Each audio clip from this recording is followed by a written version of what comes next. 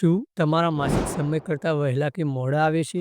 શું તમારું period cycle અસમાન છે? તો આજે જ જાણો એ ઘરેલું ઉપાય જે તમારા હોર્મોન્સને બેલેન્સ કરશે અને માસિક ધર્મને નિયમિત બનાવશે.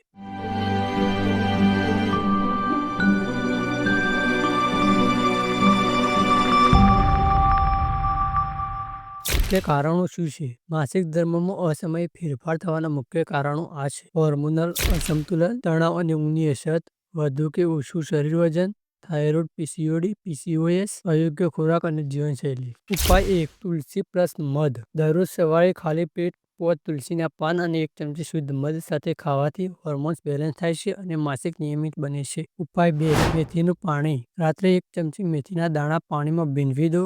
સવારમાં ગાળીને એ પાણી પી લો. આ ઉપાય પીરિયડ્સને સમયસર લાવે છે અને પીડા પણ ઓછી કરે છે. ઉપાય 3: દૂધીનો જ્યુસ. હપ્તામાં 2 વાર તાજો દૂધીનો જ્યુસ બનાવીને પીવો. દૂધી હોર્મોનલ ગ્લેન્ડ્સ પર કામ કરે છે અને રજોછેદને નિયમિત બનાવે છે. ઉપાય 4: તણાવ દૂર કરો. તણાવ માસિક પર સીધી અસર કરે છે. નિયમિત ધ્યાન કરો. ઊંઘ પૂરતી લો. સ્ક્રીન ટાઈમ ઓછું કરો.